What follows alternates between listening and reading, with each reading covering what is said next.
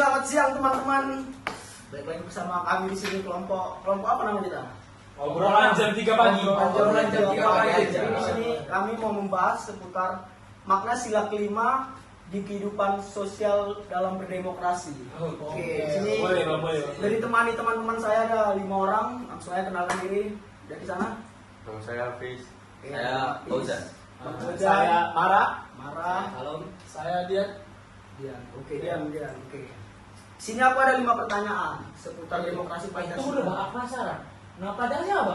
Oh, Dian Sapri. Oh, bukan Dian Sastrowardono. Kan? Wah, Ada itu. Oh iya, nama aku belum. Iya. Nah, maksudnya siapa? Riki, nama aku Riki. Riki apa? Apa sih? Riki Harun. Kambuaya. Oh, ya. Bola ya. Oke, makasih, Bang. Oke, lanjut. Oke, di sini aku ada 5 pertanyaan mengenai makna dalam kehidupan demokrasi tentang sila kelima. Oke, Bang. Langsung aja pertanyaan pertama ini ya. Sebenarnya menurut kalian apa sih makna sila kelima dalam kehidupan demokrasi kita?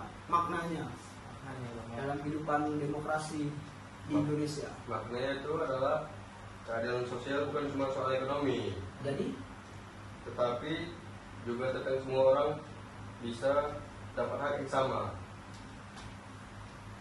Dalam hak itu berarti dalam hak hukum, politik, atau semuanya lah ya. Hak hidup berarti Ya. semuanya berarti Berarti semua keadilan ya, Iya, Bang. semua keadilan Berarti dijawabkan oleh negara. keadilan itu kayak timbangan ya, Bang, enggak memihak ya. Nggak berat sebelah. Betul, enggak berat sebelah. Itu dari Bang Hafiz ya. Langsung Bang aja kita Hafiz, lanjut ke oke, Bang. pertanyaan kedua nih, Boy. Apa bedanya demokrasi Pancasila sama demokrasi liberal yang ada di negara barat? Apa ya? Apa maknanya? Maknanya itu negara barat itu, Bang, dia lebih ke individual. Negara barat lebih ke individual. Ya, liberal itu. Nah, kalau di Indonesia dia lebih ke musyawarah, kebersamaan. Itu aku tangkapnya intinya itu loh, Bang. Dalam hal keputusan atau dalam hal apa? Keseluruhan, Bang, politik, dalam pribadi kehidupan masyarakat. Mereka lebih individual, kayak contohnya kayak di bermasyarakat itu mereka saling nggak mempedulikan satu sama lain, Bang. Kalau di barat, Kalau di barat, kalau di Indonesia kan, nah kita lewat sedikit, heboh semua. Ya. misalnya perempuan apa pakai celana pendek kan sekarang kan, ada mama pakai berjilbab, wih celana kau, kayak gitu, Bang. Namanya kita bermasyarakat di Indonesia, Bang. Coba kalau di barat nggak ada yang peduli, Bang. Itu Beda. beda. Oke, itu jawaban dari Marang. Soalnya mau pertanyaan ketiga nih. Tantangan apa aja sih yang bikin sila kelima belum jalan maksimal? Apa yang buat kira-kira itu belum maksimal? Sebenarnya tantangannya itu banyak, Bang. Oke, 1, ada 5. Contohnya masih banyak orang miskin, sementara orang yang kaya semakin kaya. Terus dari segi akses pendidikan sama internet di desa itu masih minim, masih susah kan.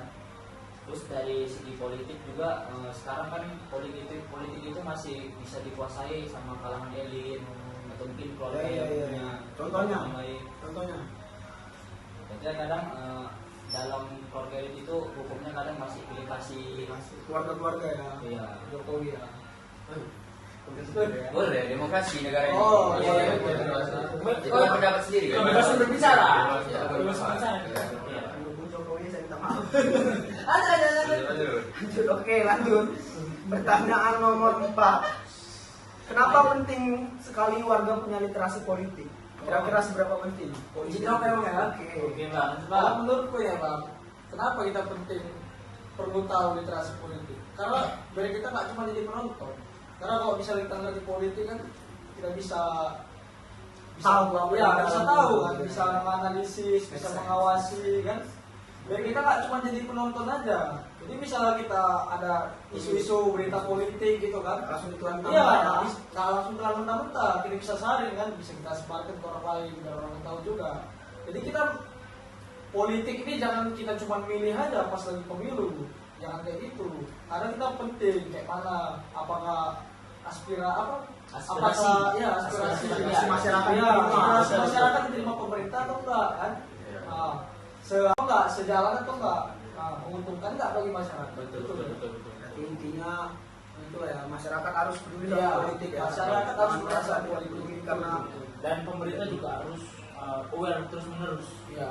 saling berkomunikasi lah, Iya, betul. atas sama bawah ya. Iya. Pemerintah dengarkan ini. Oke. Mantap. Lanjut pertanyaan nomor 5. Ini siapa yang belum jawab ini? Yang semua tadi. Ini bang, Oke. ada satu ini. Oh, jangan ya. Oke, Bung. Ada nggak contoh nyata keadilan sosial yang udah dijalankan pemerintah? Contoh nyata. Ada tuh Bung, contoh nyatanya. Contohnya pertama, Dana desa yang untuk membangun desa gitu. Oh iya, Maksudnya gimana? Oke, apa namanya? APBD atau apa namanya? bansos. Ya, anggaran untuk pembangunan daerah itu. oh anggaran Anggaran APBD maksudnya. APBD ya, APBD anggaran daerah. Ya, anggaran pembangunan desa atau daerah. Baru ada lagi nggak? KIP Indonesia Pintar. Ya. Oh, aku ada tahu satu bang, KIS bang. Kaki Kis Indonesia sosial. Pintar buat membantu orang miskin yang sakit, biar semuanya gratis. Oh, BPJS bang, apa lagi bang? Iya, Oh iya, BPJS ya. Tapi BPJS masih bayar, kelas 1, 2, 3. Oh, ada satu lagi bang. Ini yang gratis. Cuma pakai KTP aja kita nggak bayar bang, masuk rumah sakit. Oh iya, apa tuh? Nggak tahu pakai KTP aja kita. Apa namanya aku lupa. Pokoknya itu cuma kasih KTP aja, nggak pakai BPJS kita. Oh itu program apa nggak nanti? Pak Bobi, Pak Bobi. Wali kota. Yang lalu Pak Bobi. Oh enggak, bukan Pak Riko ini. Bukan Pak Bobi, Pak Bobi. Oke teman-teman, segitu aja perbincangan mengenai tantangan Pancasila di dalam kehidupan berdemokrasi kita. Baru gimana? Oke, segitu aja perbincangan kita. Kiranya ini bisa menjadi nilai-nilai buat kita selaku masyarakat Indonesia dalam berdemokrasi. Oke, bye-bye. See you guys. Bye.